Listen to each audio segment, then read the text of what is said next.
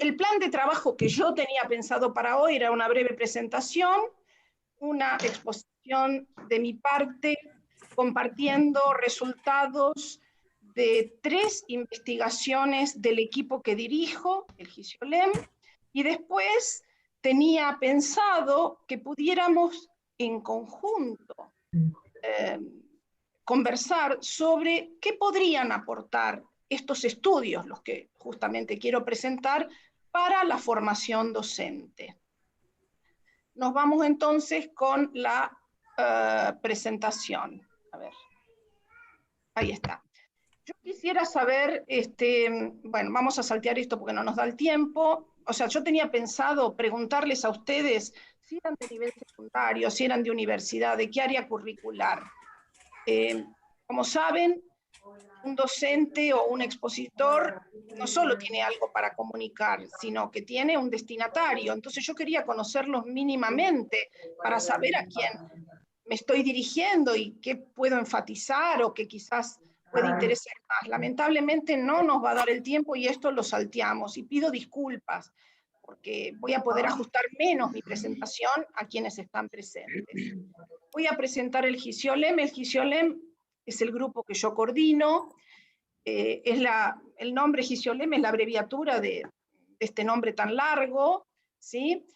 Y acá se los presento porque quiero que vean, porque detrás de las investigaciones que yo voy a comentar están los que han contribuido a llevarlas a cabo. Acá estamos reunidos en la vieja UNIPE, acá estamos en el Instituto de Lingüística, en nuestra última reunión presencial, esto es diciembre del 19, y acá estamos reunidos el año pasado por Zoom, donde seguimos trabajando en virtud de la ASPO desde nuestras casas, ¿sí? Estos son los integrantes e investigadores que ahora voy a comentar las investigaciones del grupo. Bueno,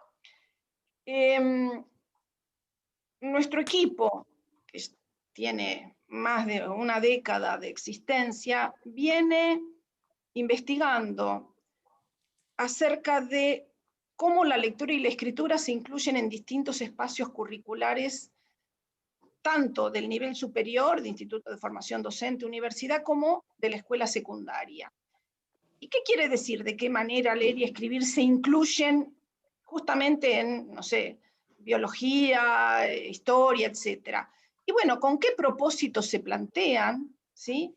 ¿Qué situaciones? ¿En clase? ¿Fuera de clase? ¿Para hacer qué?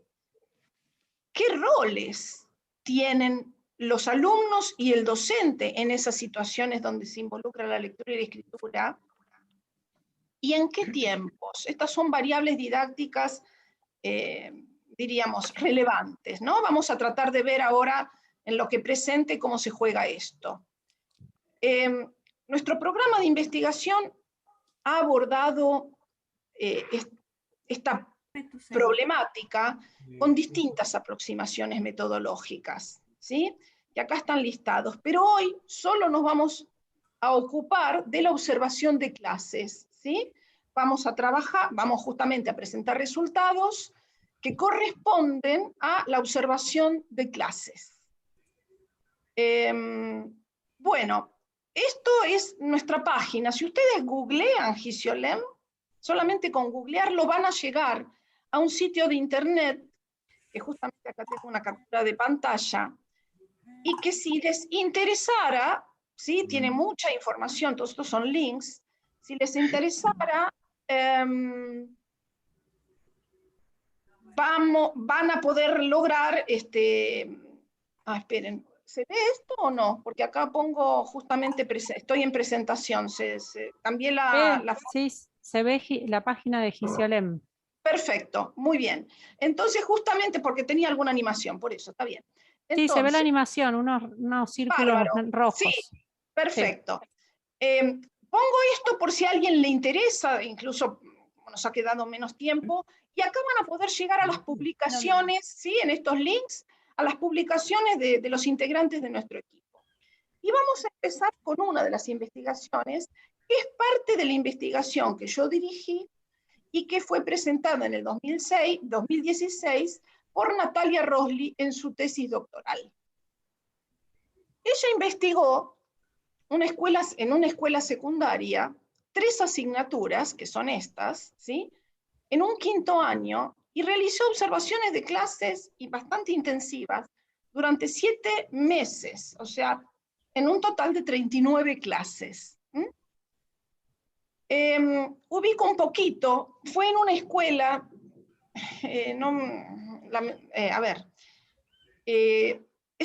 ella eligió la escuela en que observar. Es una escuela donde asisten chicos, bueno, de un medio social bastante vulnerable, diríamos, bastante difícil, pero que tenía en ese momento un equipo docente muy interesado en incluirlos, ¿sí? Y sin embargo, en el proyecto institucional, porque tuvo también, además de observación de clases, hizo entrevistas con el equipo directivo, los docentes. Sin embargo, en el proyecto institucional no se hacía referencia a la lectura y la escritura, sí se hacía referencia a un montón de estrategias institucionales para incluir a los alumnos, pero no se hacía ninguna referencia a la lectura y la escritura. Entonces nos pareció interesante, porque nosotros pensamos que la lectura y la escritura y de qué manera se abordan pueden incidir en la inclusión o la exclusión de los alumnos. ¿Qué ocurría con la lectura y la escritura? Bueno, en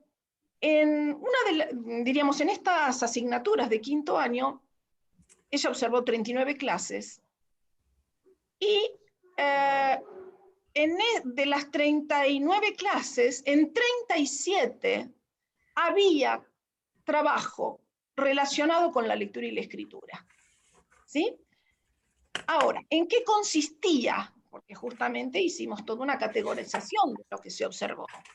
En 32 de esas 37 ocasiones donde se trabajaba algo relativo o relacionado con la lectura y la escritura, la tarea era leer para responder por escrito una guía con preguntas. ¿Sí? O sea, claramente la situación de estas 3 asignaturas de 5º año. Muy bien, entonces lo que hizo Natalia, lo que trabajamos en nuestro equipo, fue segmentar esa actividad en episodios. Episodios, por ejemplo, hay muchos más, pero el docente dicta las preguntas, los alumnos leen, por ejemplo, en clase, en algunos casos es fuera de la clase, pero en clase leen las preguntas y responden por escrito el cuestionario, ponen en común las respuestas, etc. Hay muchos más tipos de episodios.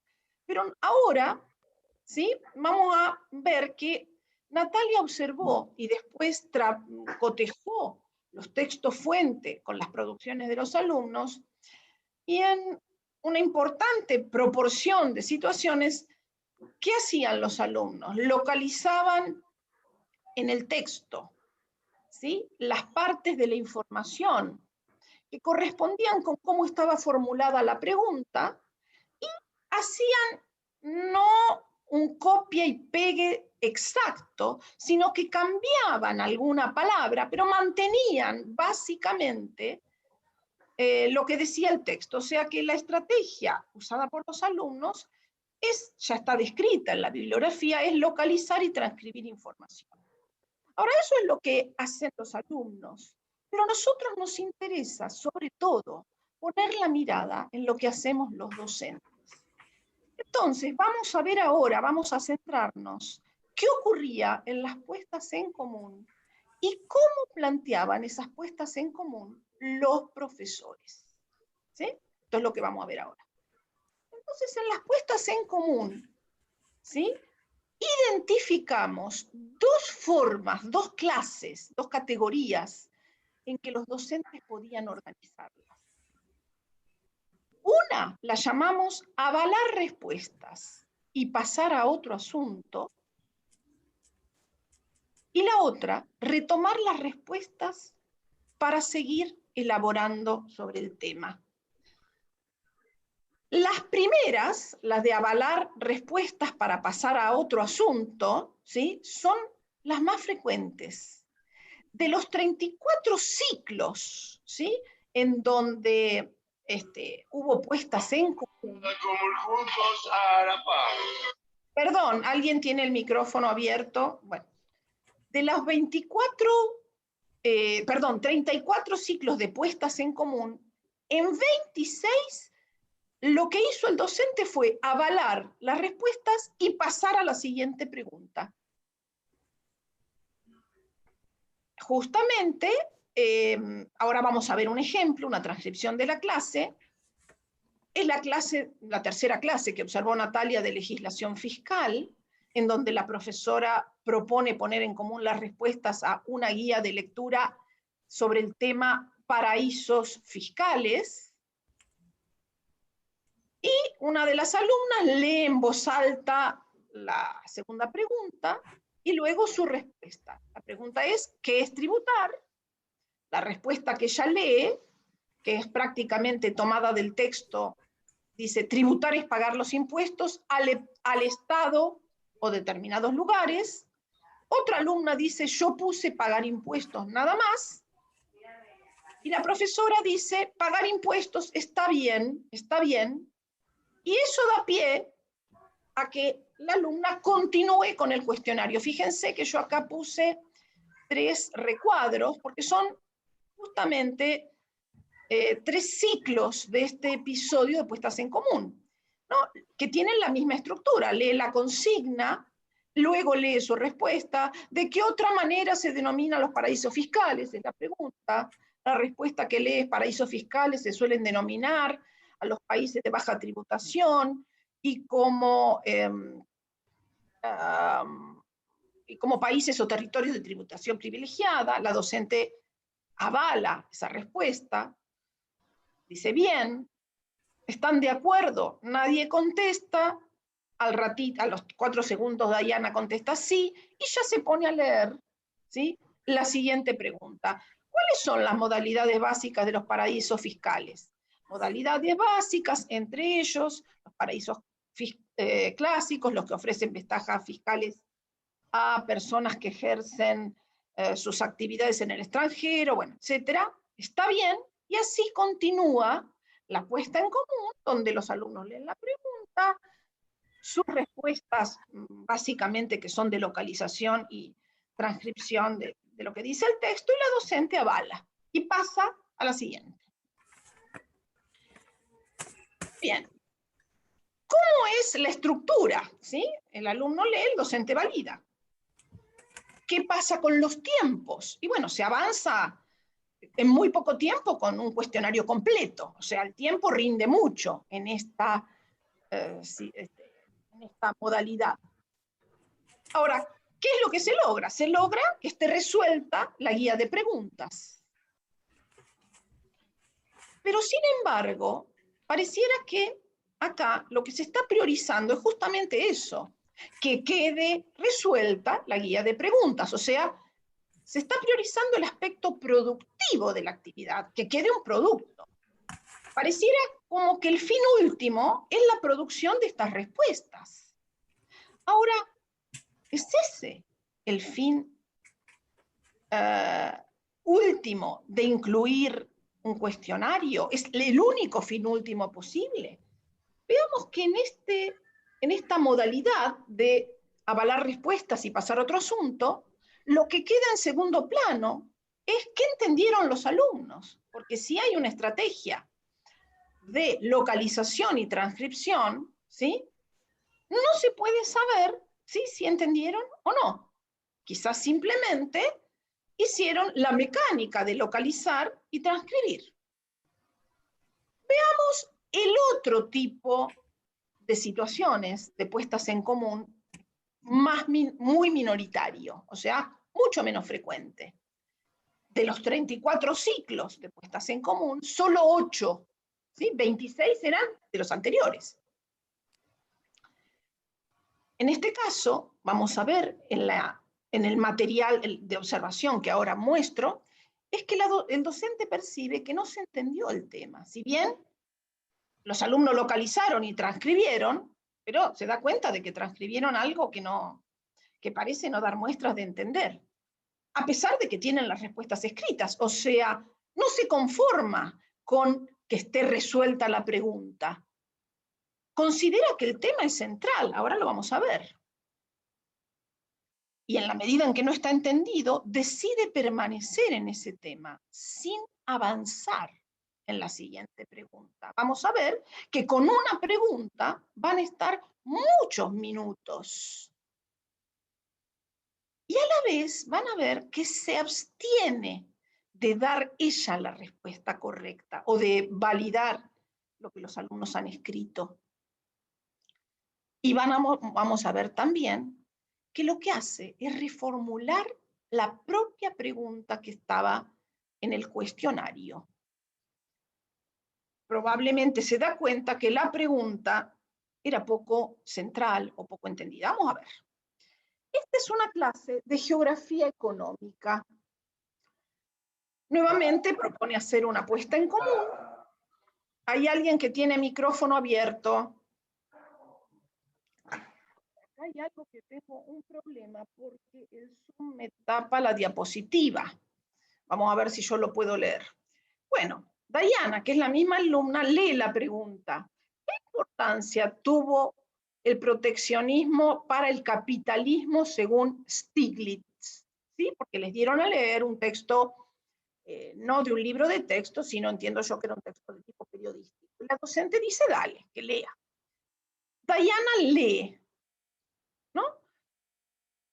Fíjense, esa es la pregunta inicial. Diana lee de su carpeta. Por ser un país en desarrollo, abrirse a los productos importados que compiten con los elaborados por alguna de sus industrias, peligrosamente vulnerables a la competencia de buena parte de las industrias más vigorosas de otros países, puede tener consecuencias desastrosas sociales y económicas.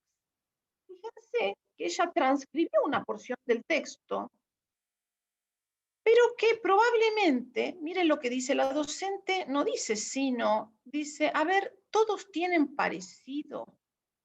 Se da cuenta de que esto está transcrito del texto, pero no responde esta pregunta. Por lo tanto, nosotros inferimos que empieza a pensar que no se ha entendido, sino que simplemente se ha hecho una mecánica de localizar y transcribir.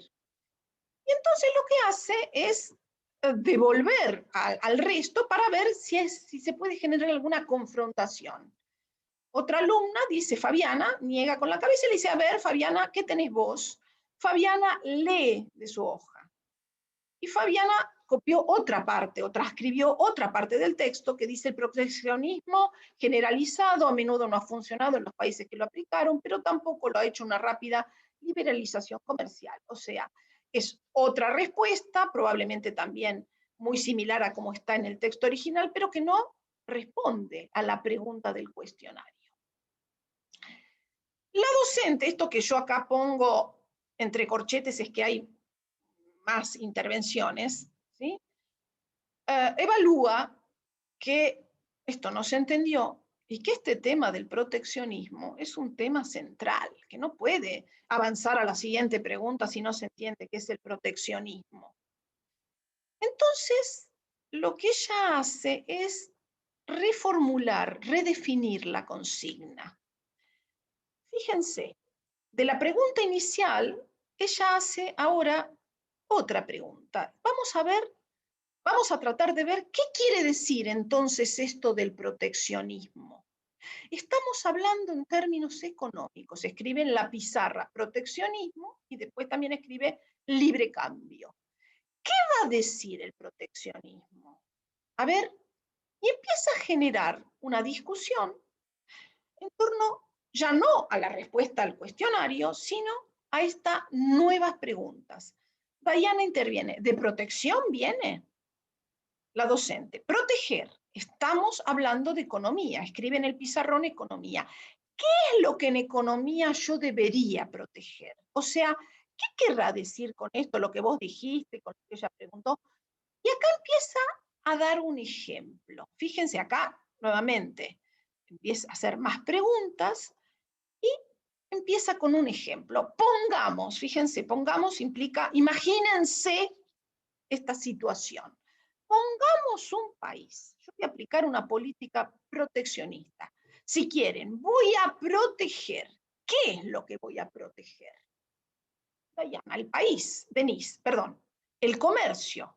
Dayana, la economía del país. La docente hace eco a lo que dijo Dayana, la economía del país. ¿Y de qué manera lo vas a proteger? Nuevamente sigue haciendo preguntas. Ernesto, los precios. Martín, Banco Central. La docente dice, el Banco Central lo que hace es fijar políticas monetarias. El proteccionismo protege la economía de un país. ¿Cómo la protege? Y acá continúa con otros ejemplos. Si yo acá fabrico estos bolsos, toma su maletín y lo señala, en alguna fábrica que emplea gente del barrio, mi precio del bolso son 20 pesos. Vos sos un comercio que vendés y cuando te quedaste sin más bolsos, ¿qué haces? 6 de los 8 alumnos sí están atendiendo. Dice, pido más, perdón. La docente dice, le pedís a la fábrica 10 bolsos más. Y cuanto más bolsos se vendan, la fábrica va a fabricar más. Y si fabrica más, Dayana dice, va a cobrar más, Ernesto, más plata, la docente. Más plata para el dueño de la fábrica. Pero necesita más gente que labure. Supongamos, China, y acá da otro ejemplo, China, o sea, sitúa la problemática abstracta y general del proteccionismo en una situación que lo puede ilustrar. China tiene 1.200 millones de habitantes. Laburan todo el día. Cuando mi fábrica en Argentina hizo 10 bolsos, ellos hicieron 1.000 bolsos. Con lo cual, el costo de esta valija es menor. Y acá formula una pregunta. ¿Qué pasa si yo dejo entrar los bolsos chinos a mi país? Nadie dice, dejas de fabricar vos, Denise, porque nadie te da trabajo. En realidad sería, en consecuencia nadie te da trabajo. El docente, en el momento que comprabas el bolso chino de 2 pesos, ¿qué sucedía con la fábrica de acá, de la Argentina? Ernesto, quebraba. La docente, quebraba. El dueño no fabrica más. Pero ¿qué otra consecuencia tenía? Acá intenta ligar con lo que acá decía Denise, de que nadie te da trabajo. Y entonces Dayana dice que no podía pagarle a los empleados, la docente. O sea, que los empleados quedaban, Dayana, desocupados, la docente, hace eco, desocupados. ¿Qué va a traer esto entonces, Ernesto? Desempleo. La docente hace eco, desempleo. Si yo tengo esos 10 tipos que antes iban a la pizzería todos los días, esa pizzería que ahora no tiene esos 10 trabajadores que le compraban porque se quedaron sin trabajo, ¿qué pasa con la pizzería? O sea, nuevamente pone otro ejemplo situado. Dayana, se funde también la docente, se funde también. ¿Qué es? Y acá vuelve a la cuestión abstracta, más general, se va del ejemplo, ¿sí? ¿Qué es entonces una política proteccionista? Es decir, el bolso chino no te lo voy a dejar entrar a que lo entres a 2 pesos, te voy a cobrar un impuesto. En ese momento suena el celular de Dayana, pero lo apaga, ¿sí? La docente sigue hablando. Entonces, vas al negocio y elegís si querés comprarle al chino o al argentino, pero no le das ventaja al chino. Ernesto, claro, la docente, proteges a tu industria. Estás teniendo una política proteccionista, enfatiza la última palabra. El libre mercado significa que vos podés entrar libremente sin ningún tipo de impuestos, cualquier tipo de mercadería. Supongamos que nosotros mañana nos ponemos a fabricar sacos, y acá un nuevo ejemplo, y decimos, bueno, vamos a exportar estos sacos a Estados Unidos. ¿Ustedes qué piensan? ¿No? Pregunta la docente.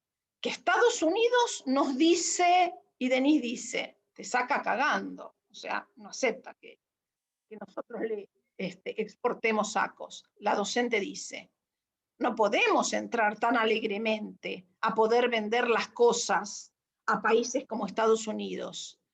Tiene Estados Unidos una política proteccionista y nadie dice, está bien que tengan. La docente dice, está perfecto. Ellos tienen políticas proteccionistas, pero les piden a los países periféricos que tengan libre mercado. Y Dayana dice, ningunos boludos. A continuación, ¿sí? Ahí sí, la docente retoma para seguir con la siguiente pregunta. Bueno, ¿qué ocurre en esta situación a diferencia de las que son más frecuentes? Aquí la docente redefinió la tarea, expuso e hizo participar a los alumnos mediante pequeñas preguntas y ejemplos situados, en donde el concepto general, ¿sí?, se puede ver, como decir, en uso. Y hay un avance lento de los contenidos. O sea, fíjense todo el tiempo que tomó abordar una de las preguntas, porque lo que se priorizó fue la comprensión, no el que se tenga completado el cuestionario. Podemos ver que hay una adecuación a lo que la docente interpretó que necesitaban los alumnos. Y podemos ver que el aspecto constructivo de la actividad, o sea, lo que los alumnos comprenden, construyen con conocimiento, ¿sí?, se priorizó por sobre el aspecto productivo, que es rápidamente dejar respondida, resuelta la guía. En este sentido, fíjense que responder las preguntas se ve precisamente como un medio para que se entiendan los temas, no como un fin en sí mismo. Bueno, yo acá justamente tenía pensado, y no vamos a poder hacerlo, era que ustedes pudieran postear en el Zoom que podían apreciar entre la primera clase de puestas en común y la segunda categoría de puestas en común, entre avalar y pasar otro asunto y retomar las preguntas para seguir elaborando. Y a la vez, justamente, ¿sí?, no vamos a poder hacer esta mini escritura que tenía pensado, porque se nos fueron 40 minutos iniciales, si bien parecieran bastante diferentes la primera situación y la segunda, hay algo en la que se parecen. Hay una semejanza entre la primera y la segunda situación. Y como no hay tiempo, lo voy a responder yo. La diferencia tiene que ver con lo que un poquito fuimos señalando. En una se avanza rápido, pero la comprensión queda en un segundo plano, en la otra se avanza lento, porque se prioriza que se entienda.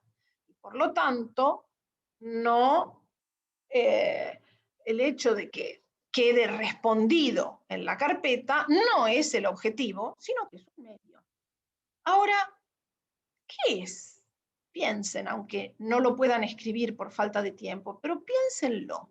¿En qué se parecen estas dos situaciones que a primera vista parecen completamente diferentes? ¿Tienen algo en la que se parezcan?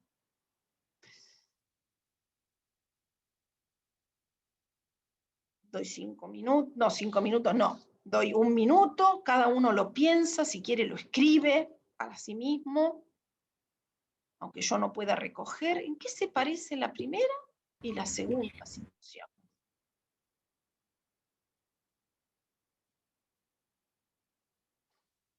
¿Se parecen en algo?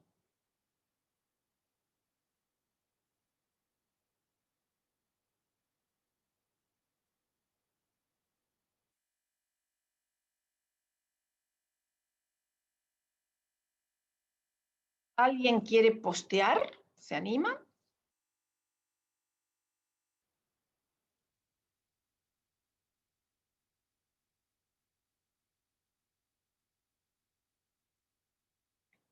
Yo no sé si veo los posteos o no, no sé si alguien posteó. Acá estoy, como estoy en pantalla completa, ni... Ay, perdón. Hola Paula, soy Rosana, ¿cómo estás? Hola, ¿qué tal? Dale.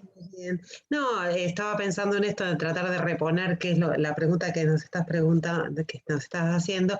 Decía, bueno, en principio hay un texto base sobre el que se produce un intercambio lingüístico entre las docentes, entre docentes y estudiantes, ¿no? Hasta ahí sería algo de lo que tienen en común, ¿no?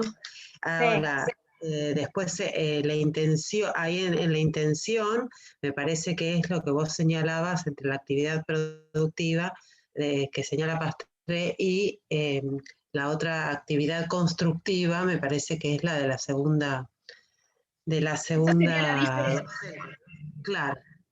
Bueno, Claro. déjenme, bien, gracias.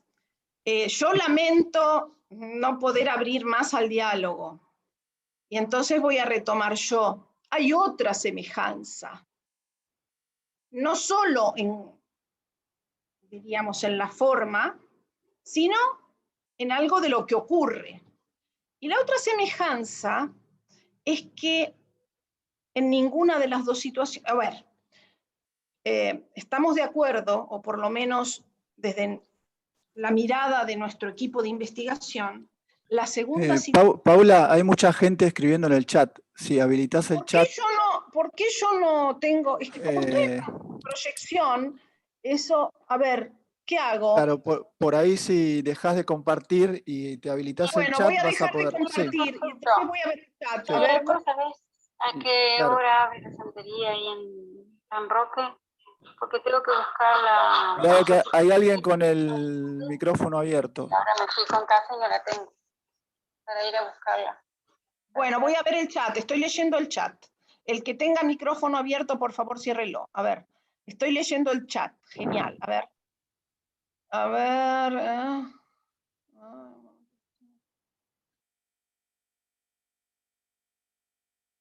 A ver... Pueden seguir poniendo, ¿eh? Bueno, todavía no surgió. Entonces, de todas maneras, lo retomo yo. Fíjense que para ayudar a entender, el docente creó esta situación, pero en ningún caso, ¿sí?, se volvió al texto fuente.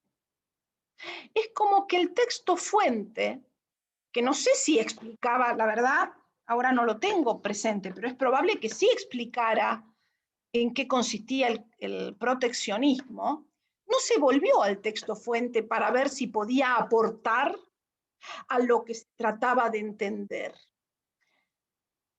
Y en este sentido, a nosotros nos preguntamos, ¿sí?, si acaso los alumnos no necesitan convertir o por lo menos concebir que los textos pueden darle las respuestas que se buscan para entender. Porque justamente pareciera que uno da para leer precisamente por eso. Y a la larga, cuando los alumnos egresen de la educación obligatoria, ¿sí?, leer podría ser una actividad que ayude a conseguir información que uno necesita. Por lo tanto, los textos, usar los textos para que nos respondan lo que les estamos preguntando parecería ser central. En esta observación, si bien esta situación a nosotros, la última, nos parece muy interesante, lo que vemos como semejante es que en ninguna de las dos situaciones se volvió a los textos para que funcionaran como los que resolvían la cuestión que estaba en juego. La tesis de Natalia Rosli, de donde tomamos estos datos, es una tesis que llamamos nosotros de observación naturalista. Natalia no trabajó colaborativamente con los docentes para producir las secuencias didácticas, sino que ella pidió permiso para entrar y observar. En cambio, o sea, nosotros no intervinimos, ¿sí? Observamos esto. En cambio, voy a mostrar ahora los datos de la tesis doctoral de Carolina Ronny, otra integrante de nuestro equipo, presentada en el 2019, en donde ella realizó una investigación de codiseño didáctico. Ella trabajó, antes de ir a observar las clases, trabajó alrededor de 8 meses con 2 docentes de biología de 4º año, 2 docentes interesados en la enseñanza, interesados en utilizar la lectura y la escritura para ayudar a aprender los temas de sus asignaturas, y eligieron lo que ellos consideraban que era uno de los temas centrales y más difíciles, un tema de biología molecular, el tema síntesis de proteínas. ¿Por qué el tema más difícil? ¿Por qué? Porque justamente querían, por un lado, diseñaron una secuencia que duró alrededor de 7 semanas o 9 semanas. Por lo tanto, le iban a dedicar mucho tiempo. Ellos pensaron que dedicarle mucho tiempo, no se puede dedicar mucho tiempo a todos los temas. Entonces priorizaron cuál es un tema central y difícil. Este era el tema, y por eso decidieron que iban a destinar tiempo para ayudar a comprender mediante la lectura, la escritura y el diálogo sobre lo leído y lo escrito. No es lectura y escritura solas, es lectura y escritura vincadas con oralidad acerca de lo que se lee y acerca de lo que se escribe. Entonces propusieron una secuencia didáctica con diversas situaciones de lectura, escritura y oralidad.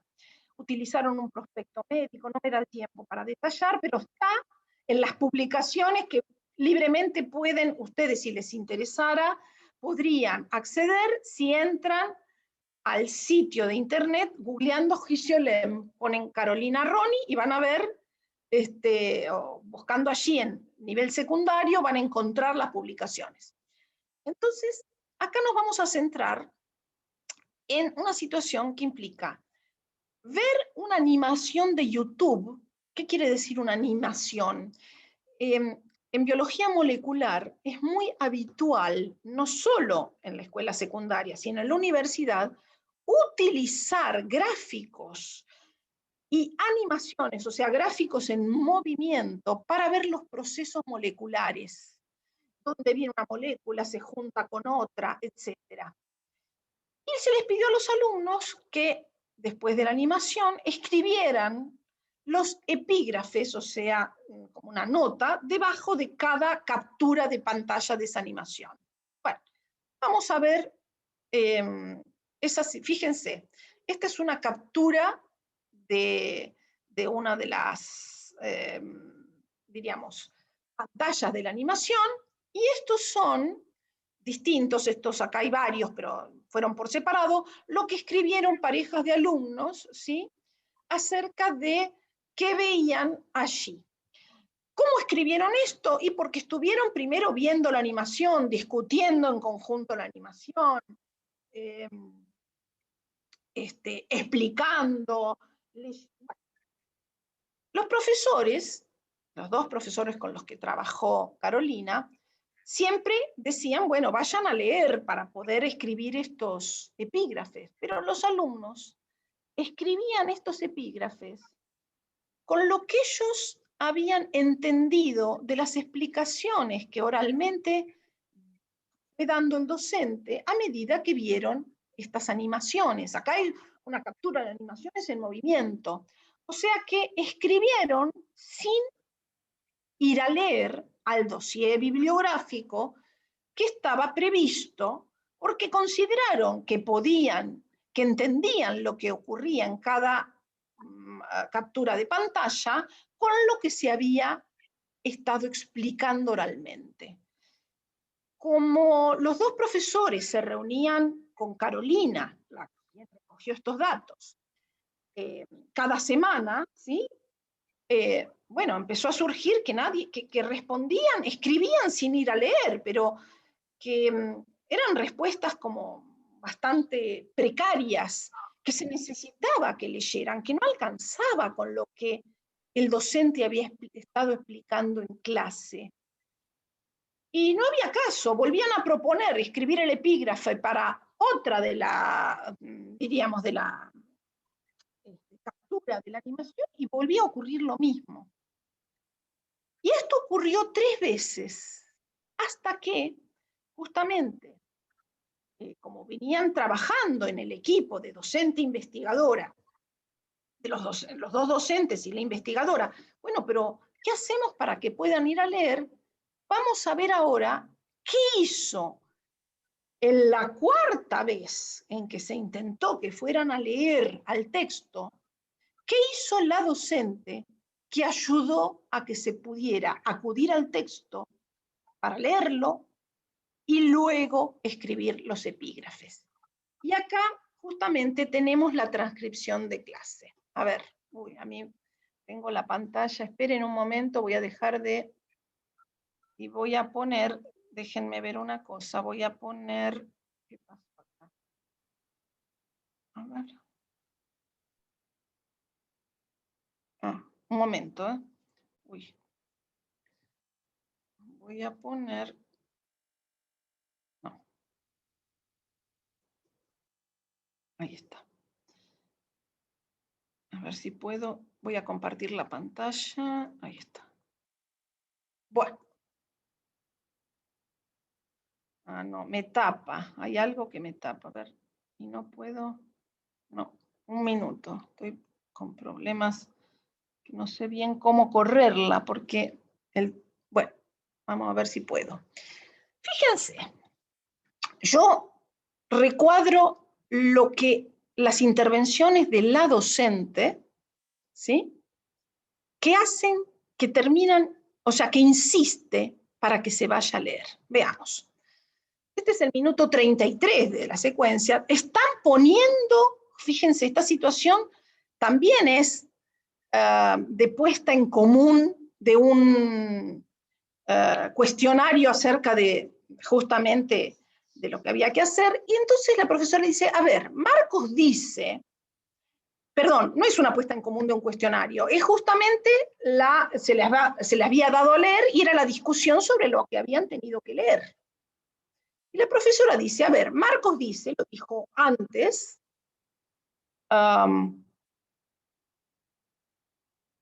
Marcos dice que el ARNT tiene 3 puntas y que esas 3 puntas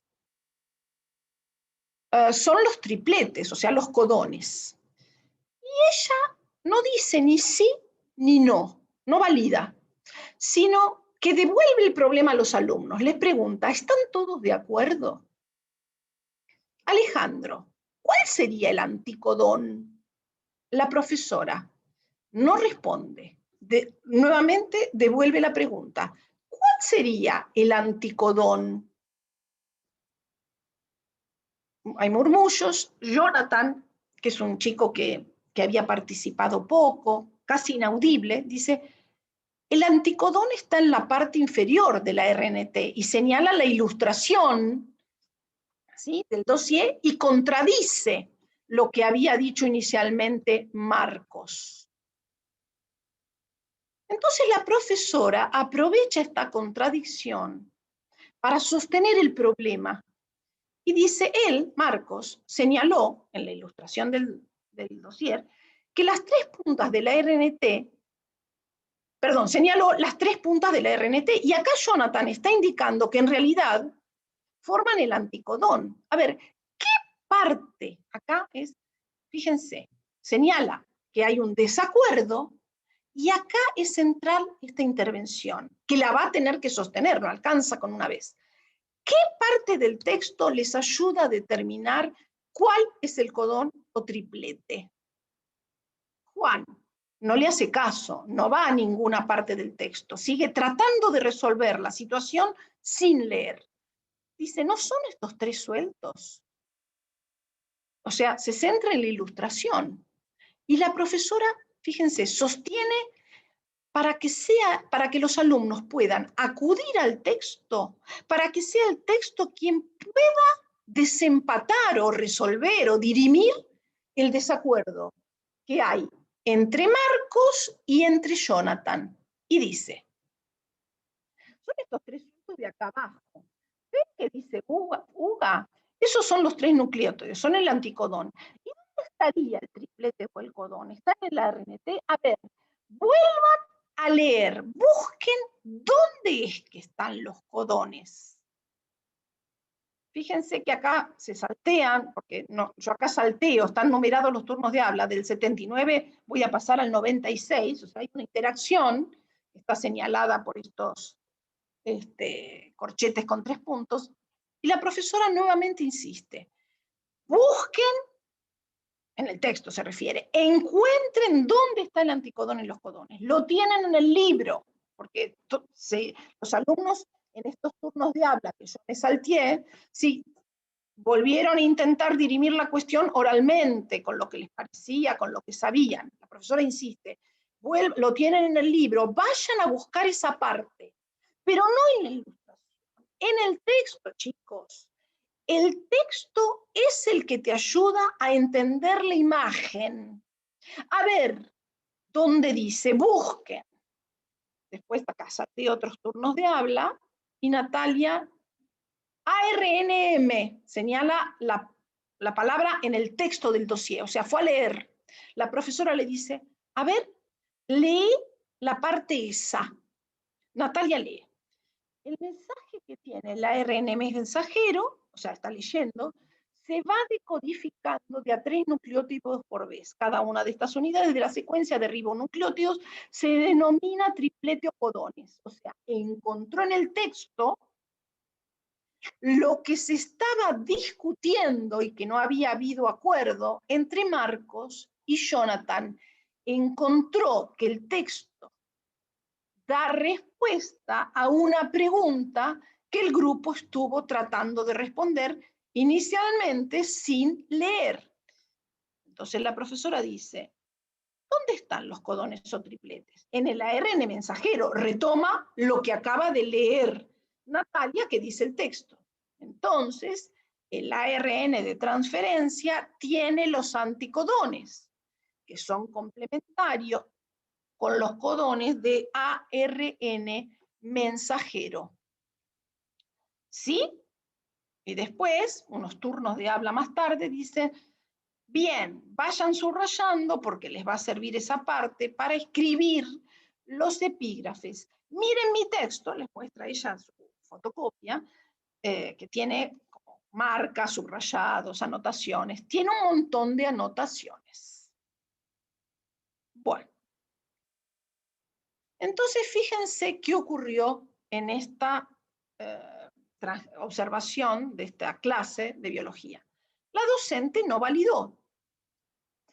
Devolvió a los alumnos el derecho y la responsabilidad de poder justamente ver si podían aportar. Destacó el desacuerdo, utilizó el desacuerdo como una fuente de duda, de pregunta.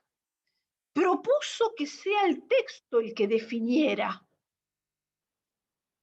De esta manera, sosteniendo la necesidad de que el texto, que vayan a buscar, a ver dónde el texto dice lo que están queriendo dirimir, esta es una manera de enseñar a usar el texto para validar una hipótesis u otra, o sea, una interpretación de Marcos o la interpretación de Jonathan. ¿Qué hizo el docente en esta secuencia? Generó un micro propósito de lectura. ¿Sí? El propósito de lectura macro general es bueno. Pero aquí el micro propósito fue dirimir, resolver una alternativa, dos interpretaciones diferentes.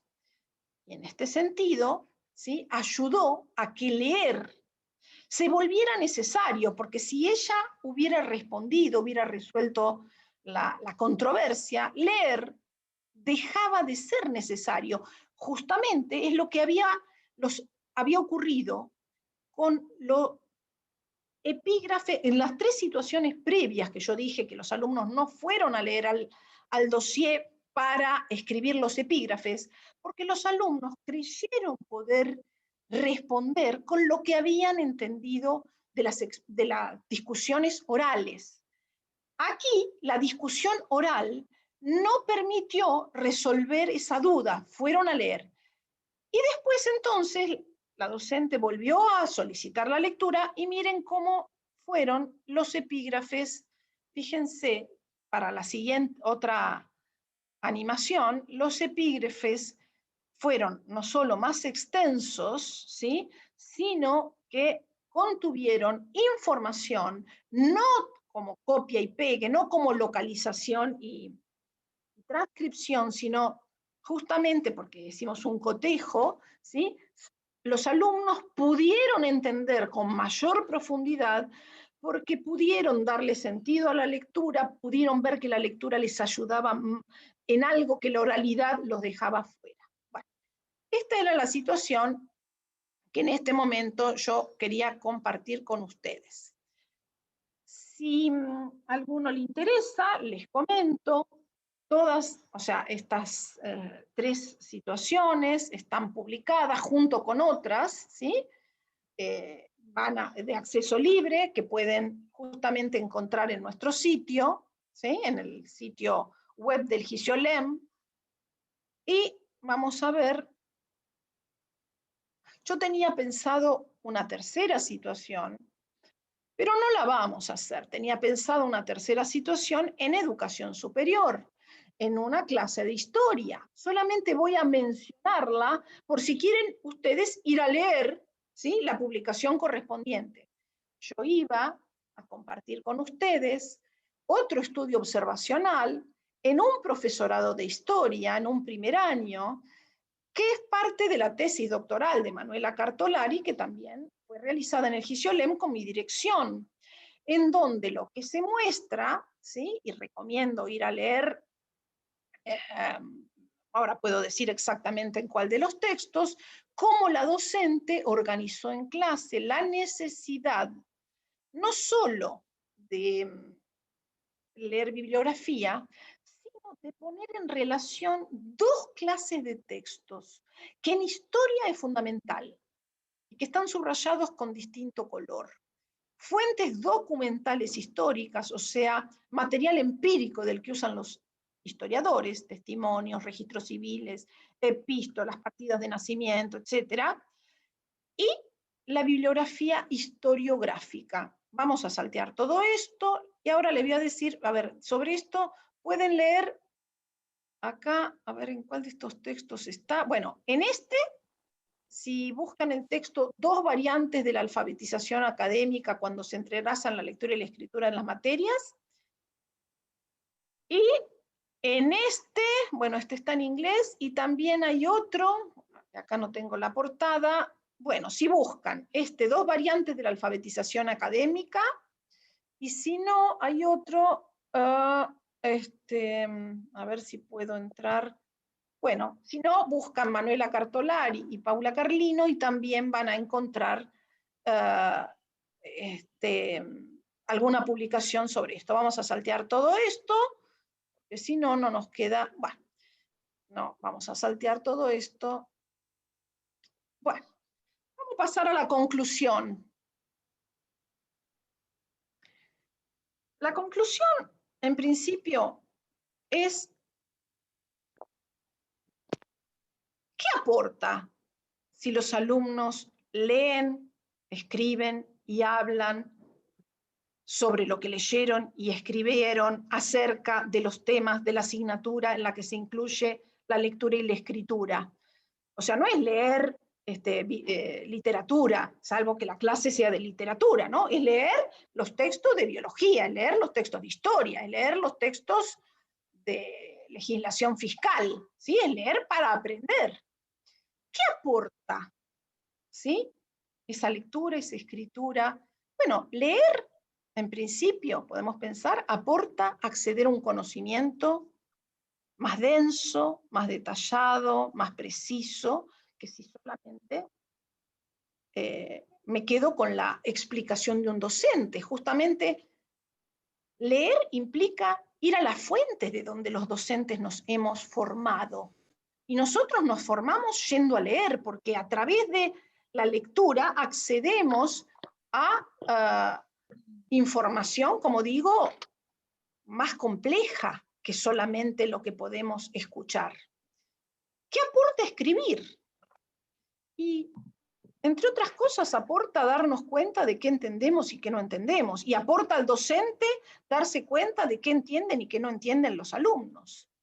¿Y qué aporta hablar sobre lo leído y lo escrito? Y en los ejemplos que vimos, bueno, podríamos pensarlo.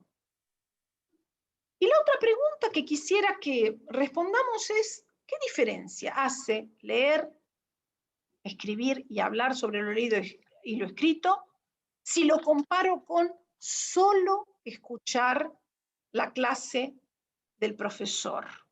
Entonces abrimos el chat precisamente para que ustedes puedan como pensar, ¿hace alguna diferencia? Y después de esto vamos a retomar otra pregunta, pero vamos a ver si voy a dejar de compartir. Y acá ya hay algunos chats.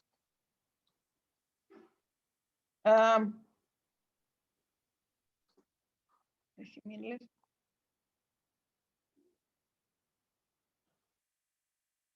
Acá hay alguien, Constanza Fuertes dice, implica un proceso más activo, requiere elaborar el pensamiento.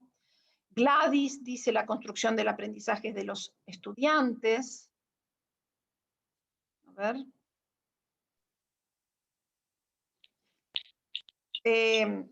Hay un aporte previo de Rosana que dice, entiendo yo que es en la observación, que se ve con claridad que la docente hace uso de la reticencia de la que habla Sensevi, que es el concepto de devolución de Rousseau, ¿sí?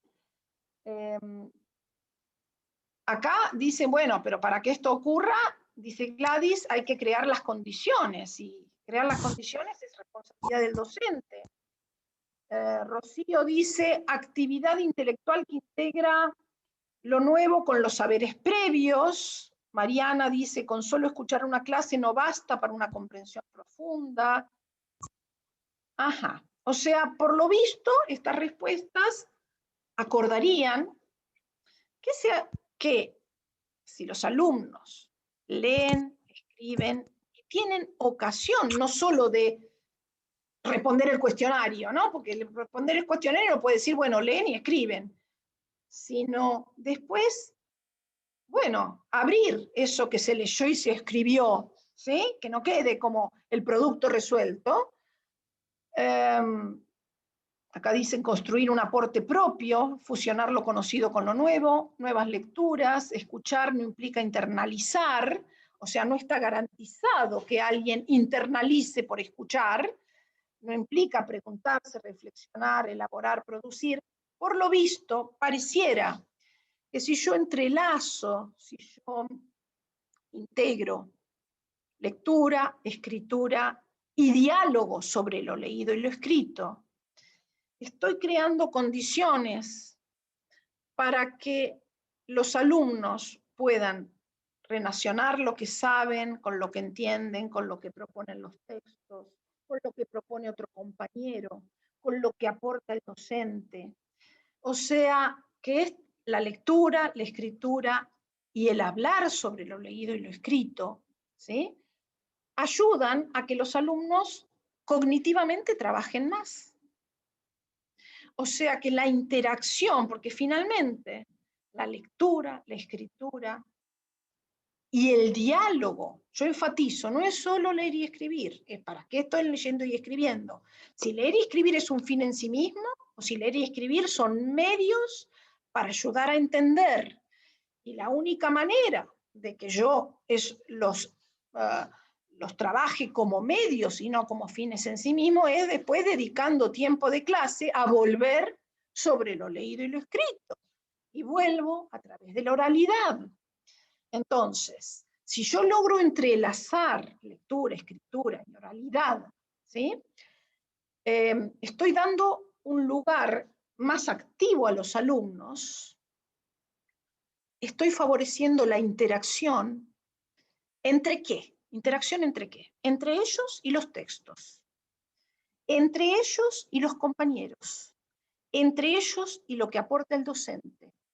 ¿Sí? Finalmente, esta interacción, ¿sí?, es lo que ayuda a que alguien aprenda. Es lo que alguien de ustedes decía, Mariana decía, con solo escuchar una clase no basta para una comprensión.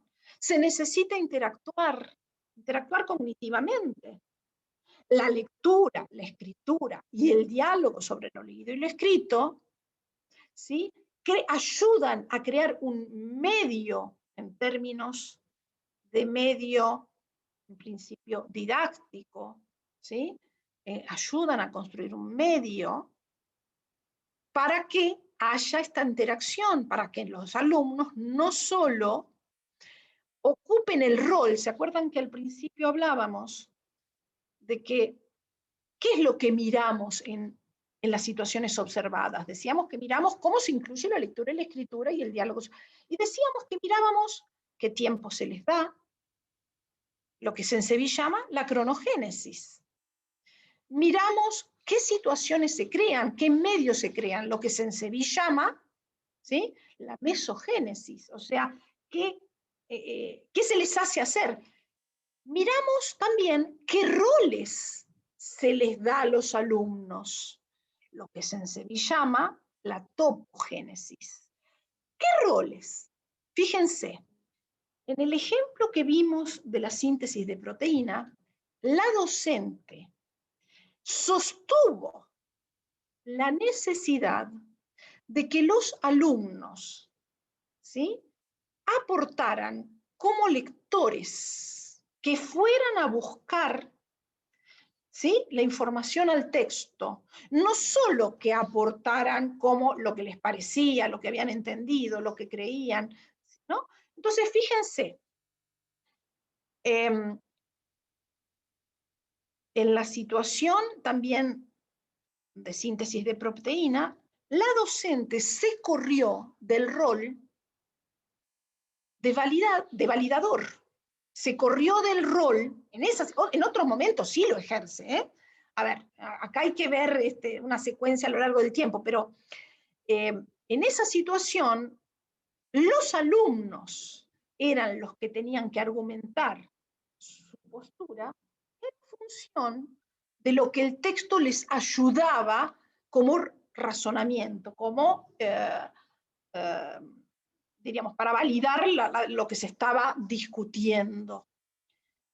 Acá hay otro chat de la interacción, está siendo puente para ese diálogo del lector con el texto. En la comunidad de lectores el intercambio espiralado puede ayudar a aprender. Gran aporte de la escritura, ya que el estudiante debe plasmar su pensamiento en una estructura lingüística clara para sí y para el resto, aporta sentido. Se necesita un movimiento intelectual para aprender, en ese caso los aportes de distintas acciones cognitivas. Muy bien, vamos a pasar a ver si podemos ahora, a ver, nos salteamos bastante, pero yo quiero justamente continuar con este diálogo, ya que con esta interacción, ¿sí? Porque si yo hubiera expuesto todo, no nos quedaba nada a nosotros de esta interacción de la que estamos diciendo que vale la pena, y quisiera que construyamos, a ver, voy a compartir pantalla, ¿cómo era? Que era, ¿y dónde? A ver, voy a sacar el chat y voy a poner, cerrar el chat, y lo de compartir pantalla, ahí está. A ver, vamos a pensar justamente en la formación de docentes, porque esta exposición mía forma parte del eje 14 de esta Semana Federal, que es sobre la formación docente. Entonces, las dos preguntas, una con fundamentación que quisiera que pensemos es, ¿sirven estos análisis de registros con observación de clases para la formación inicial de docentes o para la formación, o para la capacitación, la formación en servicio, para la formación continua? ¿Para qué sirven? ¿Por qué sirven? Lo que quiero es que pensemos acerca de esto. Y entonces ahora justamente abrimos nuevamente el chat, o el que quiere también puede tomar la palabra. ¿Para qué? Ustedes, algunos de ustedes, eso era la información que yo quería recoger, son formadores de docentes. Trabajar con publicaciones que tengan registros de observaciones de clase. ¿Les sirve? ¿Para qué les sirve al formar a docentes? Y a la vez, algunos de ustedes están haciendo una maestría en la UNIPE, y lo que justamente se les propone la maestría es recoger datos observacionales a la vez que de entrevistas a docentes acerca de lo que he observado. Entonces, acá quiero que que en conjunto podamos pensar si sirven estos análisis de registros escritos para tenerlos en cuenta en la formación inicial o continua de docentes. ¿Para qué sirven y por qué? Me quito esta pantalla, o sea, dejo de compartir, voy a ver si puedo, no puedo, voy a dejar de compartir y abrimos el chat. A ver, acá ya hay producción. Dicen, sirven en tanto se puedan poner en diálogo con algunos marcos de referencia, o sea, no sirven por sí mismos. Verónica dice, para la reflexión de las prácticas. Estela, sí, en el espacio de la práctica me resulta valioso utilizar este tipo de publicación. Pregunto, ¿es solo en el espacio de la práctica? ¿Pueden servir en otros espacios? Mora, nos posicionan directamente en nuestro trabajo, en cómo lo hacemos, problematizar nuestras propias consignas. ¿Qué buscamos enseñar en cada tarea, entre otras cuestiones? María Victoria, sí, porque hacemos de las prácticas objetos de estudio y conocimiento. Gladys, claramente sirve, pero según qué se haga con ellos. No valen por sí mismos. Un poco, dice, depende del lugar que le damos a la interacción. A ver, acá tendría que entender un poco más. No entiendo bien. A ver, trato de formular mi duda. Si Gladys dice lo que al principio decía Rosana, que decía sirven en tanto se pueden poner en diálogo con algunos marcos de referencia, o Gladys está queriendo decir algo distinto. Gladys acá dice sirve, pero según que se haga con ellos. Depende del lugar que le damos a la interacción. Quizás Gladys necesito que Gladys vuelva a explicar, ¿sí? En qué sentido quizás un docente piensa que dar clase es solamente exponer, no le da lugar a la interacción. Quizás en ese sentido no serviría, me pregunto. Lucía, permite enlazar teoría y práctica. María Victoria, nos permite reflexionar acerca de nuestras matrices de aprendizaje. María Mercedes, a mí me da herramientas para observar, revisar mis prácticas de escritura, lectura, oralidad. Paulina, reflexionar sobre consignas, selección de textos, material, reflexión y selección de contenidos y de habilidades a desarrollar. Estela, nos permite hacer un análisis paso a paso de lo que se realiza en las clases, de los practicantes. En espacios disciplinares no los utilicé con estudiantes, en las prácticas les resulta útil a los estudiantes para que analicen su registro. Y Florencia dice, qué difícil se hizo esto en pandemia. ¿Qué es, Florencia, lo que se hizo difícil? La interacción, entiendo yo. Lorena dice, creo que es muy valioso el análisis profundo, ya que muchas veces se siguen repitiendo prácticas sin saber por qué hacemos lo que hacemos. Ajá, Florencia dice que la oralidad fue lo difícil, o sea, la interacción sincrónica, porque probablemente no había Zoom, o sea, los alumnos no tendrían esa posibilidad. Eso es algo que fue notado, o sea, quizás había posibilidad de mandar tareas, pero la interacción era asincrónica, y acá lo que estamos destacando es que hay una, fíjense, la lectura y la escritura pueden generar interacciones asincrónicas, ¿sí? Pero estamos viendo que hay algo de la oralidad, pero ojo, en la oralidad, termino la idea, que lo que permite es la interacción sincrónica, al mismo tiempo. Y yo recalco, no es la oralidad desprendida de la lectura y la escritura, es la oralidad a partir, presuponiendo y volviendo sobre la lectura y la escritura, porque si no, ocurre la oralidad que vimos en la segunda clase, que es una oralidad genial, o sea, yo me saco el sombrero respecto de la docente, de cómo trabajó el proteccionismo, y cómo además hizo participar a chicos, que si yo les cuento cómo era la escuela, es muy difícil trabajar en esas condiciones, con lo cual yo me quito el sombrero. Solamente estoy diciendo que si solo me quedo con resolver el problema en la oralidad sin volver a los textos, a la larga yo estoy desproveyendo a los alumnos de una herramienta que van a necesitar cuando no me tengan más a mí como docente o cuando no tengan más un profesor. Si yo ayudo y enseño y lo muestro en acto y lo trabajo en clase de que los textos me pueden enseñar, me pueden resolver mis dudas, yo estoy dando una herramienta más allá de mis clases, más allá de la escolaridad, ¿sí?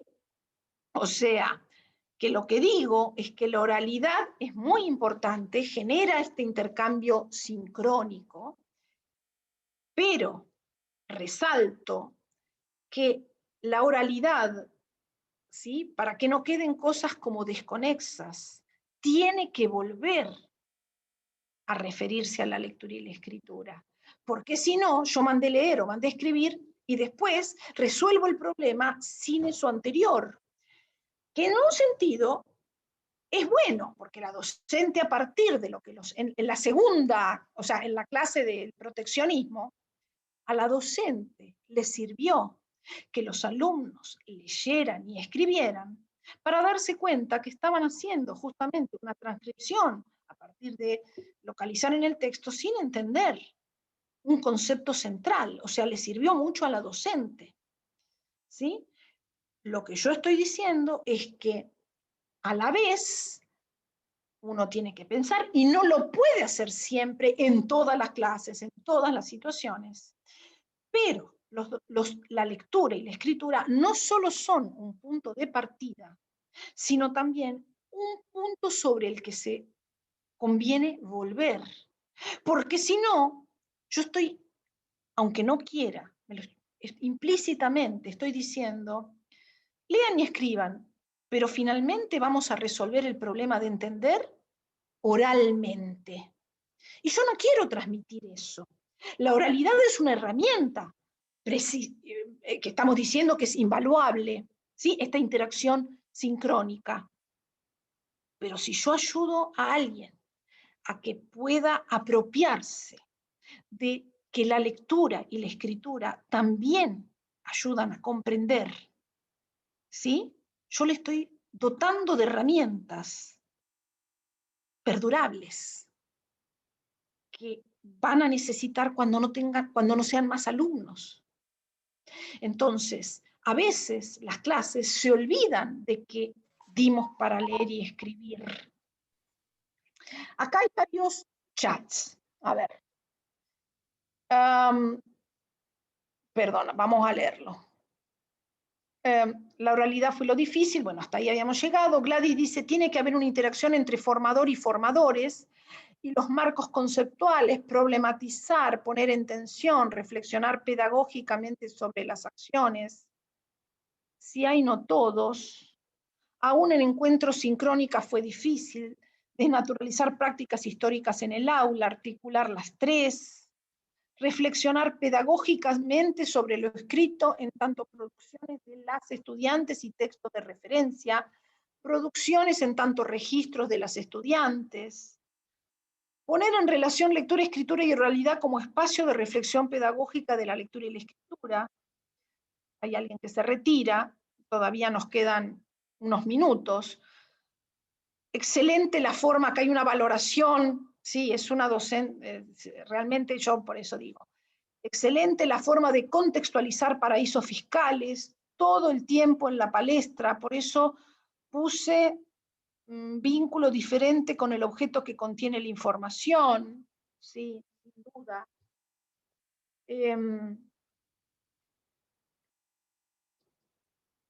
A ver, déjenme, sigue habiendo chats. Los estudiantes de primer año de superior, dice Lorena, están muy acostumbrados a prácticas como las citadas en el primer ejemplo. Muchos estamos acostumbrados a esas prácticas, sí. Son las mayoritarias, aparecen recurrentemente en la bibliografía, no solo en las investigaciones que hace nuestro equipo. Y dice, lleva un tiempo y trabajo articulado entre los profes para lograr el rol activo de los estudiantes, que ellos se sientan partícipes. Bueno, esto me da pie para algo. Cuando en la escolaridad estamos acostumbrados, estamos habituados, ¿no? Hay un concepto de hábitos, ¿no? A ciertas prácticas, es como que seguimos manejando, hay una tendencia que todos nos sigamos manejando con las expectativas, porque ese hábitus finalmente crea un contrato implícito, un contrato entre docentes y alumnos, que es lo que cada uno espera que haga el otro. Como lo habitual es que en general es el docente el que habla, el docente el que responde, el docente el que sabe, y no que los textos pueden aportar, que los alumnos pueden aportar, cambiar los roles, ¿sí? Cambiar justamente estas expectativas implica un cambio de contrato didáctico en términos de Brousseau. El cambio de contrato es difícil. ¿Cómo lo hemos logrado? Sosteniéndolo y mostrando que vale la pena. Si los alumnos sienten que solo se pierde el tiempo, que no hay una sistematización, que del intercambio finalmente nada se institucionaliza, nada se pasa en limpio, nada queda en claro, ¿sí? Sino que todo el mundo es por decir así, todos participan y no se sabe finalmente qué es lo que tiene que quedar de todo eso, y van a valorar más cuando probablemente es el docente el que expone. Si yo con esta interacción logro ir tomando de los emergentes y logro ir sistematizando, en términos de Brousseau, logro ir institucionalizando, o sea, institucionalizar sería ir acercando los aportes de los alumnos al saber sabio que yo quiero transmitir.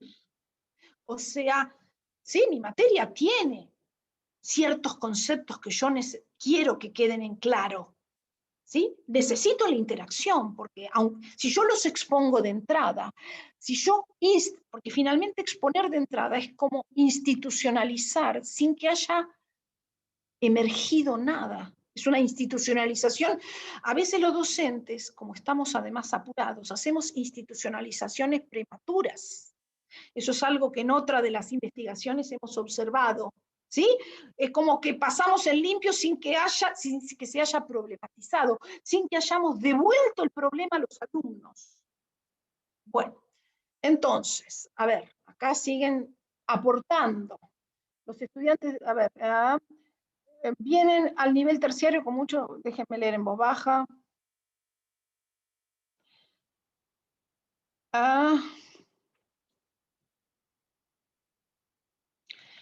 Bueno, estábamos diciendo, como para ver si podemos ir. A ver, el administrador de esta sesión de UNIPE, necesito consultarle. ¿Está allí o no? Porque quiero saber si tenemos que cortar. Sí, ¿tenemos que cortar justo o podemos tomarnos unos minutos?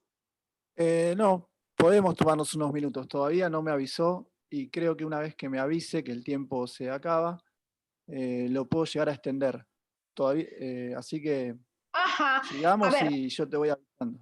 Muy bien, entonces, déjenme a mí hacer un cierre provisorito y después seguimos intercambiando, pero por si nos avisan que hay que dejar la sala, ese es el asunto. Y además porque seguramente muchos de ustedes tienen hasta las 12 y después tienen que continuar en otra cosa. Estábamos diciendo que la expectativa, el contrato implícito es docente habla, alumno escucha. ¿Sí? Los roles son esos. Alumno en todo caso pregunta, docente da la respuesta, valida, dice sí, bien, mal. Lo que estamos diciendo es que para que los alumnos puedan construir conocimiento, o sea, puedan apropiarse de eso en todo caso, de ese conocimiento que el docente quiere transmitirles, tiene que hacer algo más que escuchar, en definitiva. Entonces, todo esto de la lectura, la escritura, el diálogo sobre lo leído y lo escrito, acerca de los temas de cada espacio curricular que quiero que los alumnos aprendan, tiene que ver con favorecer condiciones de construcción de conocimiento por parte de ellos. Esa construcción, justamente, requiere que no solo escuchen al docente. Ahora, si están acostumbrados por el contrato didáctico habitual a escucharlo, ustedes mismos dicen que produce resistencia, o sea, incomodidad. Al principio, todos callados, les parece que se pierde el tiempo, ¿sí? Les parece que no se sabe a dónde se va, cuando uno propone otra cosa. Ahora, uno como docente, si tiene convencimiento, necesita sostener y mostrar que por este camino, ¿sí?, se saca conocimiento en el limpio, no es solo una pérdida de tiempo, ¿sí?, que la participación entre todos no es simplemente, bueno, escuchar cualquier cosa y después una confusión y no me queda nada en claro. Entonces, yo tengo que saber que integrar lectura, escritura y diálogo sobre lo leído y lo escrito implica un cambio de contrato. Que ese cambio de contrato no es fácil, porque las expectativas siguen siendo los roles habituales. Docente expone, alumno escucha. Si yo cambio esos roles habituales, tengo que pensar que hay un tiempo de transición, ¿sí? Y lo tengo que sostener, y tengo que todo el tiempo tener presente que a los alumnos, si bien se les da todos estos nuevos roles, les tiene que quedar claro en algún momento que se llevan el limpio de la clase, que queda institucionalizado, porque si todo es una conversación y al final no se sabe qué se saca de todo esto, ¿sí?, esto a la vez genera como, bueno, diríamos desorientación. Bueno, dicho esto, vamos a ver, hay más chats, pero son, a ver, déjenme leer, y ustedes pueden irlos leyendo también.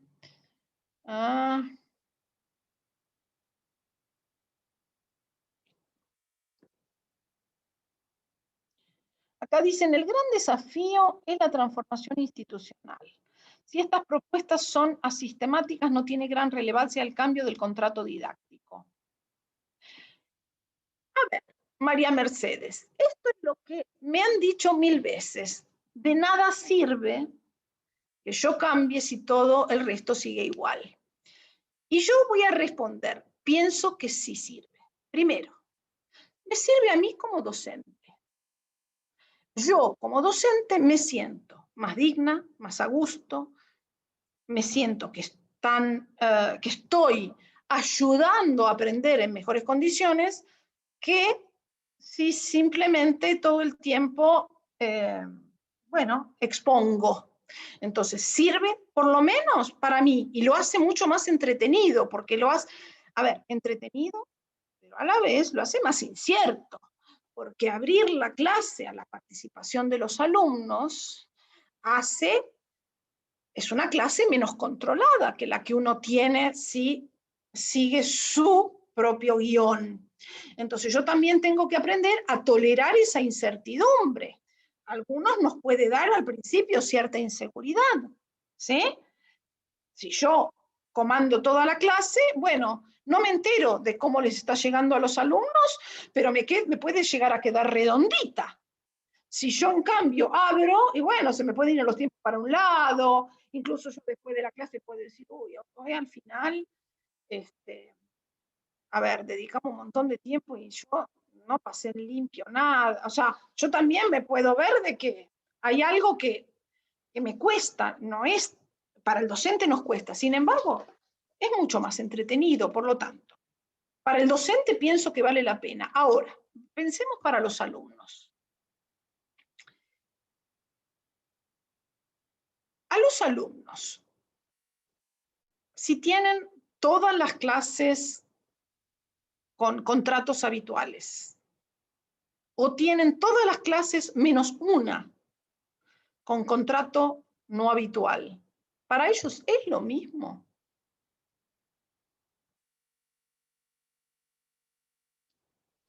¿Qué piensan? ¿Vale la pena intentarlo aunque sepamos que la mayoría funciona de otra manera? Acá Florencia dice no es lo mismo. Claro que vale la pena. ¿Por qué valdría la pena? ¿Qué experiencia se lleva un alumno si bien tiene la mayoría, supongamos el 80% de sus clases o el 90%, y en cambio tiene alguna experiencia diferente? Acá dicen que sí, pero necesitamos ahora justificar por qué valdría la pena.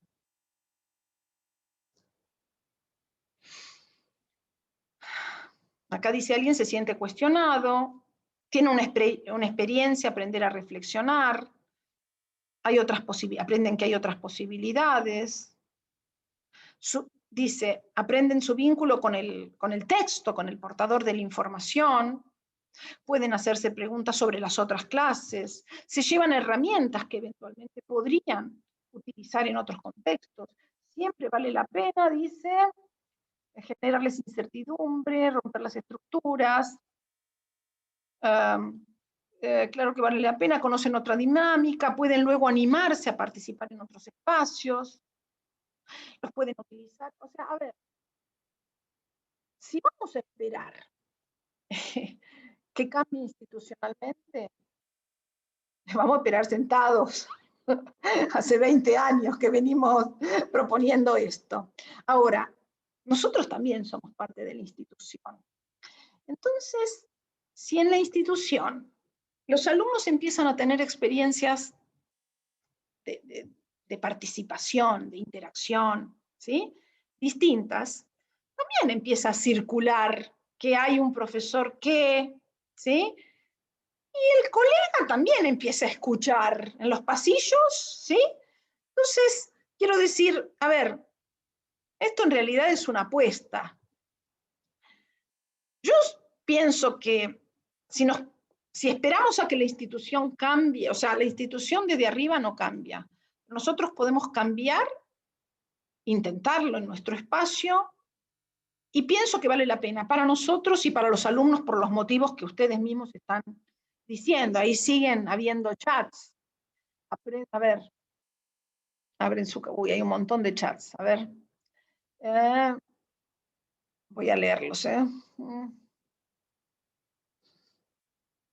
Se puede correr el foco desde la actividad productiva hacia la actividad constructiva. Bueno, acá hay alguien que tomó uno de los conceptos que utilizamos, ¿no?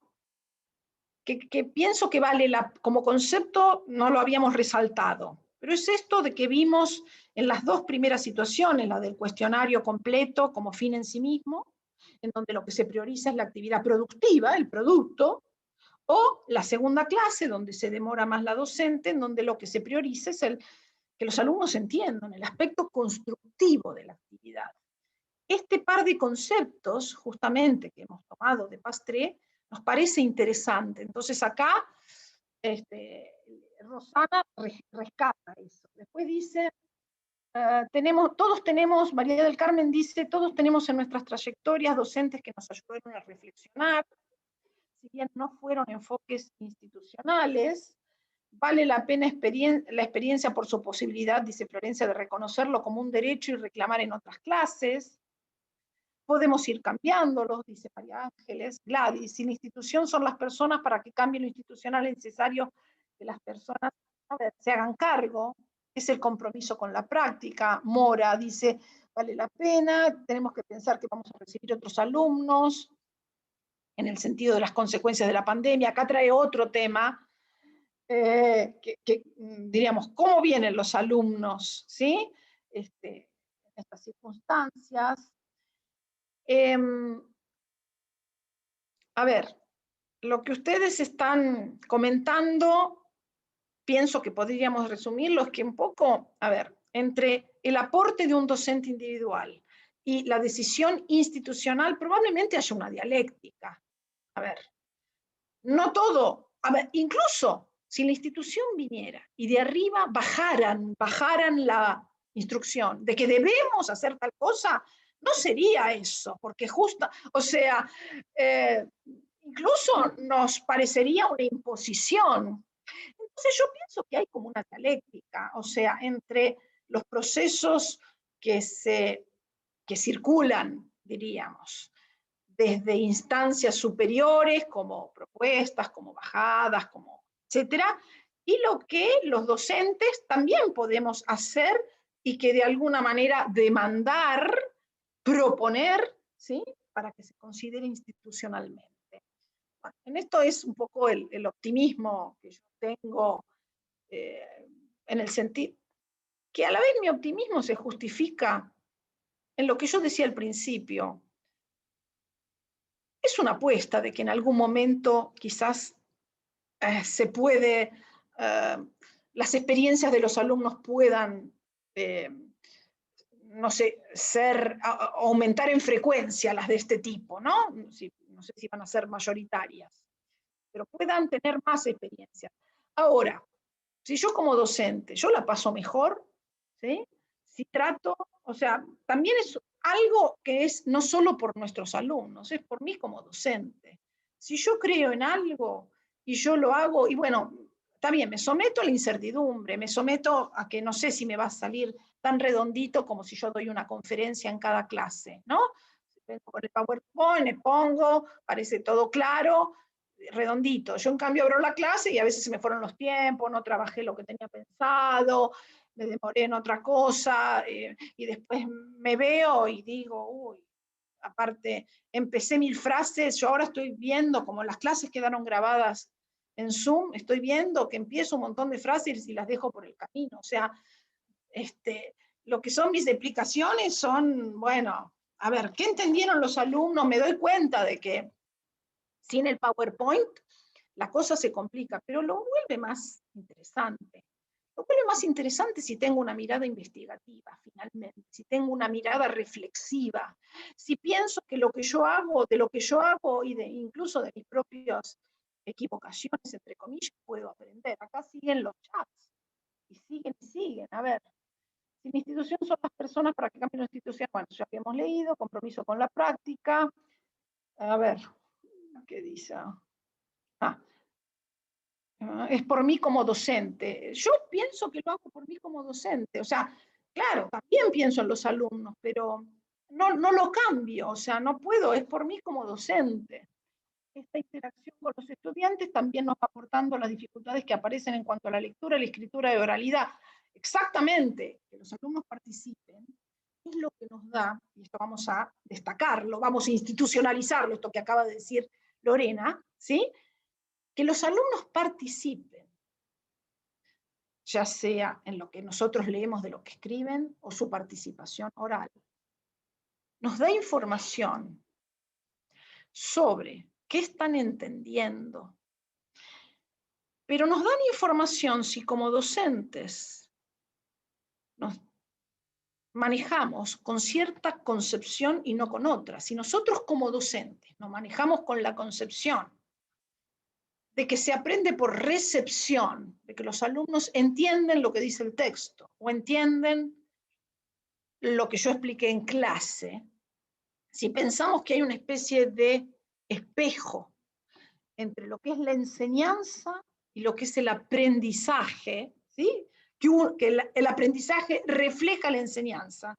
Si nos manejamos con esa concepción, no necesitamos ir a ver qué entienden los alumnos. ¿Por qué? Porque nos manejamos con la idea que muchas veces los docentes habrán oído decir, pero si eso ya lo dimos, ya lo vieron. Y entonces, si ya lo dimos, implica que los alumnos lo debieran haber aprendido, porque hay una concepción de especular de que la enseñanza determina el aprendizaje.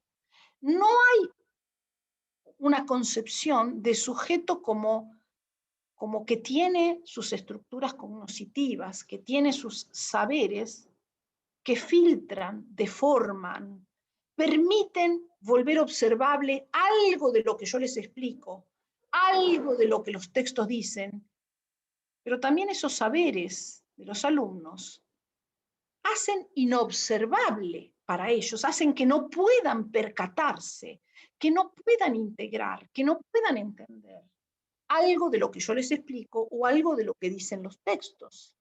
Si yo pienso que los alumnos son una tabula rasa, ¿sí?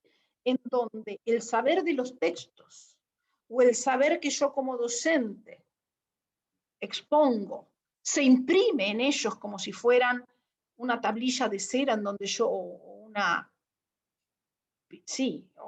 superficie de arena mojada en donde yo con el dedo puedo ir dibujando. Si pensamos que la cabeza de los alumnos funciona como una fotocopiadora del saber que yo les transmito o del saber que transmiten los libros, no nos vamos a preguntar qué entienden, no vamos a necesitar, no vamos a ir a leer lo que ellos escribieron con la pregunta de cuánto entendieron. No vamos a abrir al diálogo para ver qué entienden, porque vamos a presuponer que si yo lo di, que si yo di para leer, que si yo lo expliqué, eso está. De ahí viene la frase, pero si ya lo vieron, ya lo di, ya lo dimos. El problema es que si uno abre la cabeza de los alumnos y la abre a través de lo que escriben, a través del diálogo sobre lo leído y lo escrito, se va a encontrar con que hay una gran distancia entre lo que dicen los textos, entre lo que dicen mis clases y lo que cada uno va pudiendo entender. Muy bien, entonces necesitamos manejarnos con una concepción, no especular de la enseñanza que determina el aprendizaje, sino con una concepción en donde el aprendizaje o el aprendiz tiene sus propios ritmos, tiene sus conocimientos que iluminan u oscurecen, o deforman, o vuelven inobservable, o pueden rescatar, o pueden distorsionar la información que les llega. Bien, a ver, acá hay chats, pero entonces,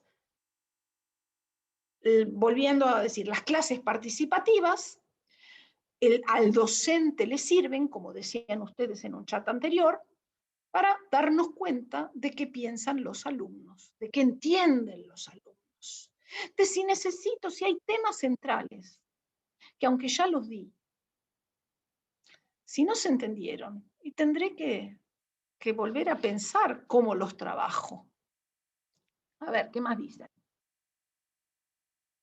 Bueno, justamente, a ver.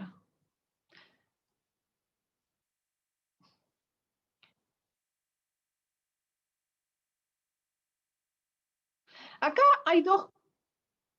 Acá, bueno, ya se están retirando y es lógico, y vamos entonces a pensar en ir cerrando, pero hay dos preguntas, intervenciones, la de Paulina y la de Adrián, y la de Antonio. Paulina dice, la necesidad de dar todos los contenidos atenta contra el desarrollo de habilidades que llevan tiempo, como vimos en el caso de biología. A ver, esto es central. La variable tiempo es una variable que surge siempre, no tengo tiempo, y hay que atender, porque si uno tiene un conjunto de contenidos y tiene un tiempo finito, pero a la vez quiere que alguien entienda y no solo dar, sino que quiere que lo aprendan, ¿sí? Una cosa es, pero si yo tengo que dar todo y que para que nadie aprenda nada, o sea, yo tengo que balancear esa tensión intrínseca entre cubrir el programa y que los alumnos aprendan. Si cubrir el programa atenta con que entiendan, no me sirve de nada. Pero a la vez, si los alumnos entienden, pero yo solo di un cuarto del programa, y ahí, ¿cómo hago? Entonces, este es un dilema central que tenemos los docentes. Y que tenemos que ir viendo, y a ver, siempre es la sábana corta. Algo que, diríamos, nosotros hemos observado, nuestro equipo de investigación, el GISIOLEM, y en las publicaciones nuestras, lo van a poder encontrar, es, bueno, vamos a detenernos en temas centrales. De nuestro programa, ¿sí? Vamos a elegir ciertos temas centrales y en ellos vamos a poder hacer todo esto.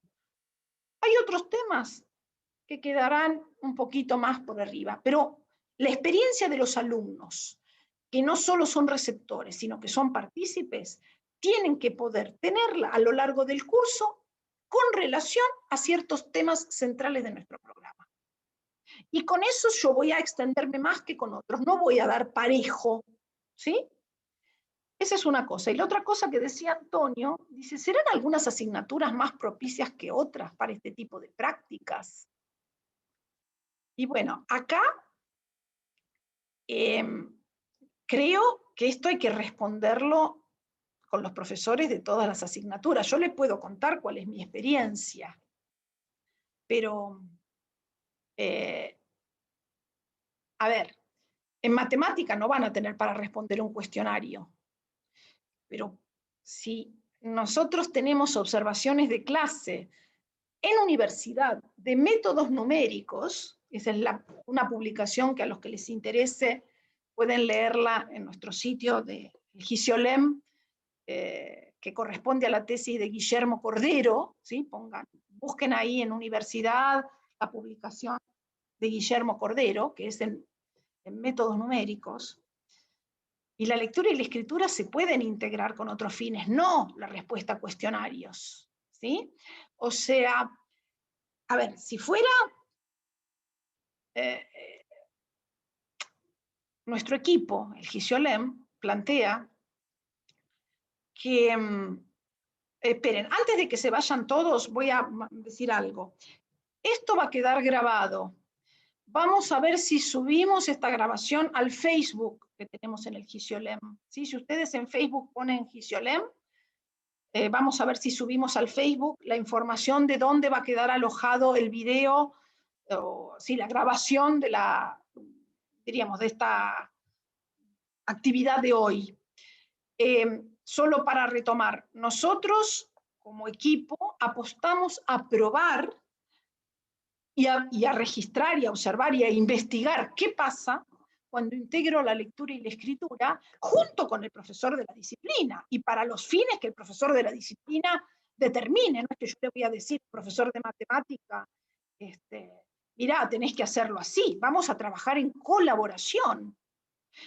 Y vamos a registrar las clases y después las vamos a analizar. Y vamos a ver si eso fue una pérdida de tiempo o eso sirvió para algo. O sea, nuestro equipo sobre esto tiene una apuesta y es que valdría la pena probar en todas las asignaturas de todos los niveles educativos la interrelación de lectura, escritura y oral y diálogo sobre lo leído y lo escrito, pero que para responder a la pregunta de Antonio hay que recoger datos, o sea, hay que investigarlo, hay que analizar y ver qué ocurre.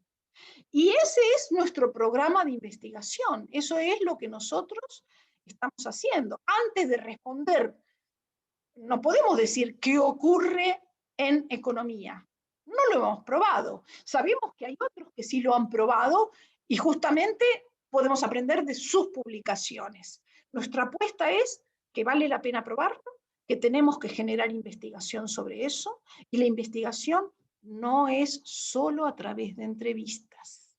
Eso es algo solamente como para ir cerrando. Nosotros como equipo de investigación empezamos utilizando otras aproximaciones metodológicas que yo nombré en una de las diapositivas del inicio.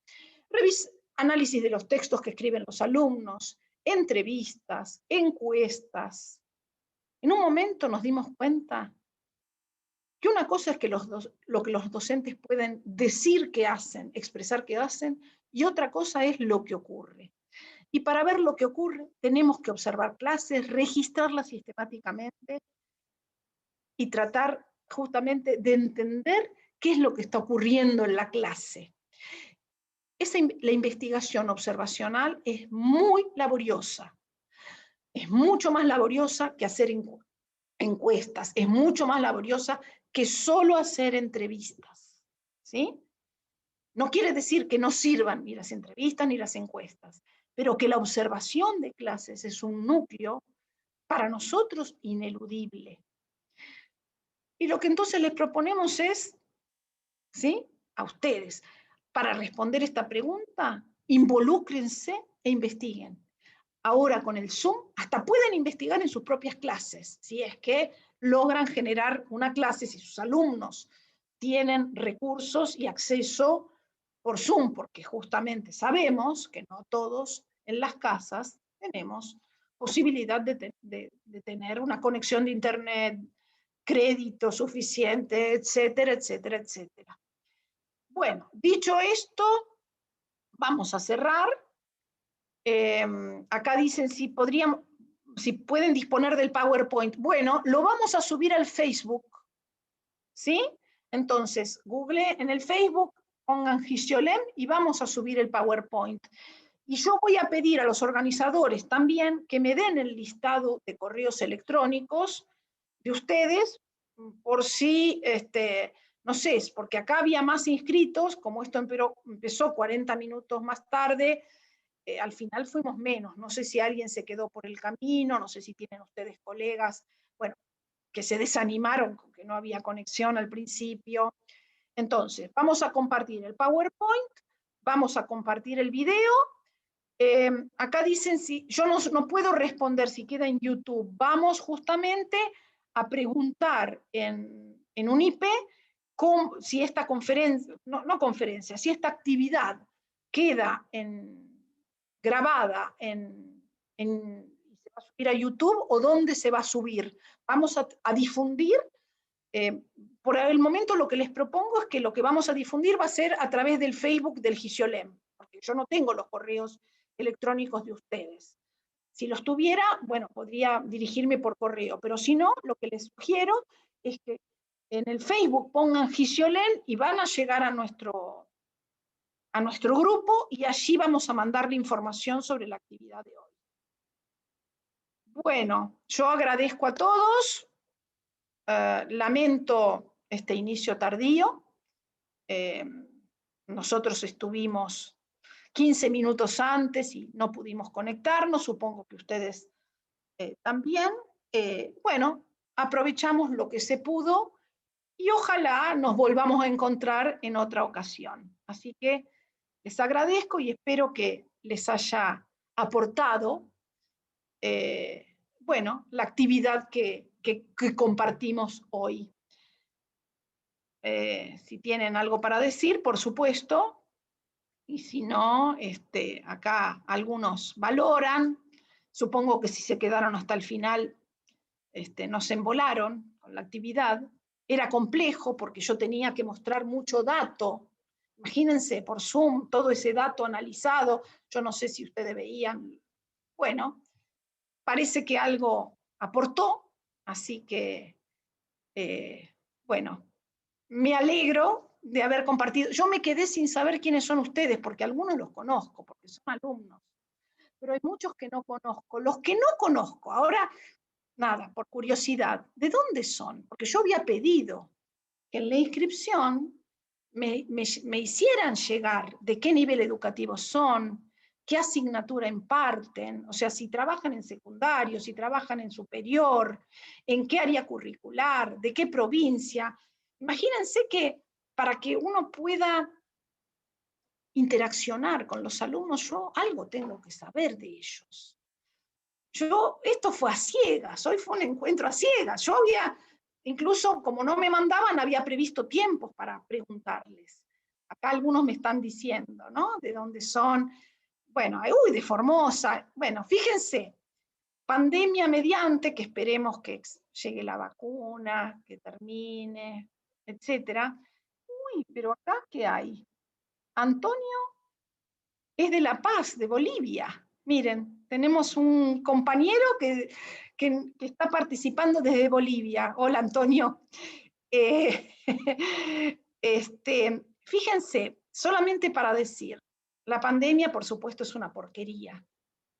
El Zoom, si esto hubiera sido presencial, no hubiéramos tenido otras cosas, pero no lo hubiéramos tenido a Antonio, no lo hubiéramos tenido a quien es de Formosa, no hubiéramos tenido hay alguien de Chaco, no hubiéramos tenido a alguien de General Rodríguez. Entonces, nada, claro, para esto ustedes tienen que tener internet, tienen que tener los recursos. Hay una cuestión técnica de recursos que es el piso mínimo. Ahora, tenemos que luchar para que eso pueda universalizarse. Yo no creo que sea mejor la educación a distancia por Zoom que la presencial. Ni quisiera, porque también hay unas cuestiones gremiales en juego, que creo que tenemos que estar muy atentos, pero sí le encuentro una ventaja, y es esta posibilidad de encuentro sincrónico a pesar de las distancias. Hay alguien de Azul, hay alguien de Santa Fe, hay alguien de Monte Grande. ¿Cuánto hubieran podido estar? Hay alguien de Villa Gesell. Entonces, bueno, festejemos que pudimos encontrarnos en estas circunstancias. Ojalá, bueno, exista otra. Y nada, quedamos nosotros a disposición a través del Facebook del Gisiolem. ¿Y les parece que cerramos ahora? ¿Sí? Bueno, a todos, y qué bueno que seamos docentes. Y esto es también parte de la universidad pública, y qué bueno que la universidad pública los haya tenido ustedes de esta manera. Así que gracias a todos.